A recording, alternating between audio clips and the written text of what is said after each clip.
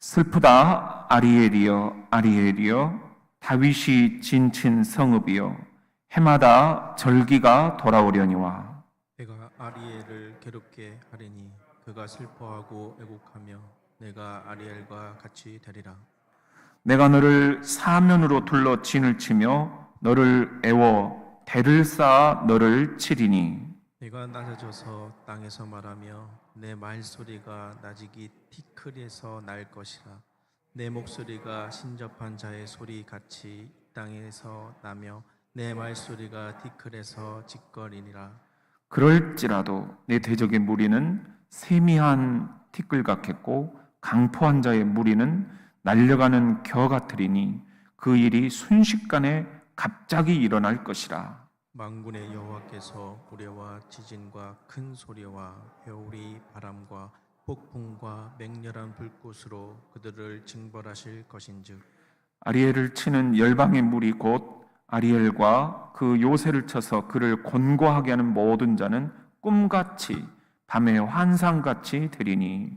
줄인 자가 꿈에 먹었을지라도 깨면 그 속은 여전히 비고 목마른 자가 꿈에 마셨을지라도 깨면 공비하며 그 속에 갈증이 있는 것 같이 시온산을 치는 열방의 무리가 그와 같으리라. 너희는 놀라고 놀라라. 너희는 맹인이 되고 맹인이 되라. 그들의 취함이 포도주로 말미암음이 아니며 그들의 비틀거림이 독주로 말미암음이 아니니라. 그저 여호와께서 깊이 잠들게 하는 영을 너희에게 부어주사 너희의 눈을 감기셨음이니 그가 선지자들과 너희의 지도자인 선견자들을 덮으셨음이니라. 그러므로 모든 계시가 너희에게는 봉한 책의 말처럼 되었으니 그것을 글 아는 자에게 주며 이르기를 그대에게 청하노니 이를 읽으라 하면 그가 대답하기를 그것이 봉해졌으니 나는 못 읽겠노라 할 것이요. 또 그 책을 글 모르는 자에게 주며 이르기를 그대에게 청하노니 이를 읽으라 하면 그가 대답하기를 나는 글을 모른다 할 것이니라. 주께서 이르시되 이 백성이 입으로는 나를 가까이하며 입술로는 나를 공경하나 그들의 마음은 내게서 멀리 떠났나니 그들이 나를 경외함은 사람의 계명으로 가르침을 받았을 뿐이라. 그러므로 내가 이 백성 중에 기이한 일 곧 기이하고 가장 기이한 일을 다시 행하리니 그들 중에서 제자의 지혜가 없어지고 명철자의 총명이 가려지리라. 자기의 계획을 여호와께 깊이 숨기려 하는 자들은 화 있을진저 그들의 일을 어두운 데서 행하며 이르기를 누가 우리를 보랴 누가 우리를 알랴 하니. 너희의 패역함이 심하도다. 토기장이를 어찌 진흙같이 여기겠느냐. 짐을 받는 물건이 어찌 자기를 지은 이에게 대하여 이르기를 그가 나를 거짓 아니하였다 하겠으며 빚음을 받은 물건이 자기를 빚은 이에게 대하여 이르기를 그가 총명이 없다 하겠느냐. 오래지 아니하여 레바논이 기름진 밭으로 변하지 아니하겠으며 기름진 밭이 숲으로 여겨지지 아니하겠느냐. 그날에 못 듣는 사람이 책의 말을 들을 것이며 어둡고 캄캄한 데서 맹인의 눈이 볼 것이며 겸손한 자에게 여호와로 말미암아 기쁨이 더하겠고 사람 중 가난한 자가 이스라엘의 거룩하신 이로 말미암아 즐거워하리니.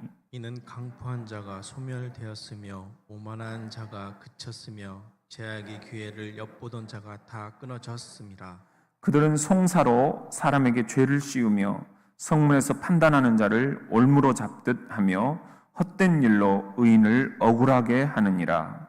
그러므로 아브라함을 구속하신 여호와께서 야곱 족속에 대하여 이같이 말씀하시되 야곱이 이제는 부끄러워하지 아니하겠고 그의 얼굴이 이제는 창백해지지 아니할 것이며 그의 자손은 내 손이 그 가운데서 행한 것을 볼 때에 내 이름을 거룩하다 하며 야곱의 거룩한 일을 거룩하다 하며 이스라엘의 하나님을 경외할 것이며 마음이 혼미하던 자들도 총명하게 되며 원망하던 자들도 교훈을 받으리라 하셨느니라.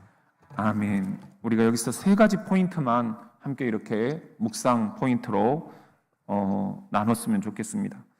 여러분 여기서 보면은 이제 내가 아리엘을 괴롭게 하리니라는 말씀이 이제 2절에 시작이 되는데요. 아리엘이라는 것은 하나님의 도성이라는 그런 이제 히브리어입니다. 엘이라는 것은 항상 하나님.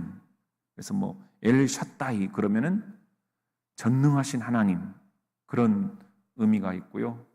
뭐 여러분들이 엘로힘 이런 것도 다 하나님의 이름과 관련이 있죠. 여기 보면 아리엘이라는 것도 하나님의 도성이라는 뜻입니다. 하나님의 도성은 다른 말로 하면은 예루살렘을 의미하는 것이죠. 그런데 아리엘이 보면은 괴롭게 된다라는 거예요. 무슨 의미입니까? 이 당시 상황으로 보면은 아수르에게 공격을 당해서 아리엘, 하나님의 도성 예루살렘이 파괴당할 것이다 하는 예언의 말씀입니다. 근데 왜 이렇게 하나님께서 사랑하는 자신의 선민들, 이스라엘 백성들을 이 아리엘 하나님의 도성을 이방 민족 아수르를 통해서 그렇게 처참하게 파괴당하도록 하시겠느냐? 여기에는 마음 아프지만 이유가 있다라는 거죠. 우리 그것을 한번 따라해 봅시다. 입술로는 공경하나 마음은 떠났도다. 13절 말씀인데요. 우리 같이 한번 읽어보겠습니다. 시작. 주께서 이르시되 이 백성이 입으로는 나를 가까이하며 입술로는 나를 공경하나 그들의 마음은 내게서 멀리 떠났나니 그들이 나를 경외함은 사람의 계명으로 가르침을 받았을 뿐이라. 13절 말씀을 보면은 아리엘 하나님의 도성 예루살렘이 아수르라는 이방 강대국을 통해서 파괴당하는 이유가 있다. 이유가 있다라는 거예요. 뭐냐 하면 입술로는 나를 공경하나 마음이 이미 여호와께서 보시기에는 떠나 있다라는 것입니다. 마음이 떠나 있다. 우리가 이것을 좀 깊이 묵상 포인트로 잡았으면 좋겠어요. 우리도 정말 입술로는 하나님을 공경한다, 예배한다 할 수 있지만 마음으로 내가 진심으로, 진실로, 진정성 있게, 진지하게 하나님을 경외하고 있는가? 하나님을 가슴에 모시고 살아가는가? 이게 자꾸만 우리가 놓치는 부분들이거든요. 저도 그렇습니다. 그렇기 때문에 오늘 첫 번째 묵상 포인트, 우리들 모두가 다 내 입술로 하나님을 공경하는 것이 마음으로까지 이어져야 된다. 한번 따라해 봅시다. 입술에서 마음으로. 예, 입술로는 하나님을 누구든지 공경할 수 있어요. 또 입술로는 예배 시간에 얼마든지 하나님을 찬송할 수 있어요. 근데 놓치지 말아야 될 것은 내 마음이 진심으로 진정성 있게 그렇게 하나님을 내가 사랑하고 경외하고 모시고 살아가는지 우리가 꼭 그렇게 마음만이 아니라 입술만이 아니라 마음으로까지도 여호와 하나님을 사랑하고 경외하고 모시고 살아가는 이 대림절이 될 수 있기를 주의 이름으로 축원합니다. 우리 두 번째 묵상 포인트 한번 따라해 봅시다. 겸손한 자에게 기쁨이 더할 것이다. 네, 오늘 19절 말씀이 그건데요. 같이 한번 우리 읽어봅시다. 19절입니다. 시작. 겸손한 자에게 여호와로 말미암아 기쁨이 더하겠고 사람 중 가난한 자가 이스라엘의 거룩하신 이로 말미암아 즐거워하리니. 그러니까 아수르의 공격을 받아서 이스라엘이 아주 처참하게 파괴가 되지만 하나님이 그것을 그대로 놔두시진 않는다. 어떻게 하신다? 다시 회복시켜 주신다. 할렐루야. 예. 그래서 우리가 이렇게 입술로는 하나님을 공경한다 하지만 마음으로까지 그것을 못했는데 이제 이스라엘이 회개하고 입술만이 아니라 마음으로까지도 하나님을 사랑하고 경외하고 모셔드리고 살아가는 그 시점부터 분위기가 급전환됩니다.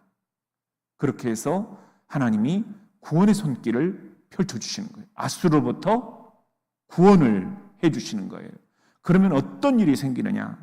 겸손한 자에게 여호와로 말미암아 기쁨이 더하겠고, 무엇보다도 우리 신앙생활에 기쁨을 회복하자 하는 게 이제 내년 새해에 우리 교회의 목표고, 또 우리가 함께 계속 찬양하고 또 표로도 손구로도 그렇게 우리들이 함께 캠페인을 벌려갈 것입니다. 그런데 우리가 이렇게 기쁨을 회복하려면 뭐가 제일 필요하냐? 겸손이다, 겸손. 겸손한 자에게 여호와로 말미암아 기쁨이 더하겠고, 이 말씀이 오늘 여러분들의 가슴에 충만히 적셔지기를 바랍니다. 그래서 내가 갖고 있는 생각들이나 또 내 경험들이나 혹은 또 내 모든 세상적인 그런 일들, 이런 것들이 하나님보다 우선되지 않도록, 겸손이라는 것은 하나님 앞에 납작 엎드린다는 거 아니에요. 저도 그렇게 할 것입니다. 하나님 앞에 납작 엎드릴 것입니다. 그래서 정말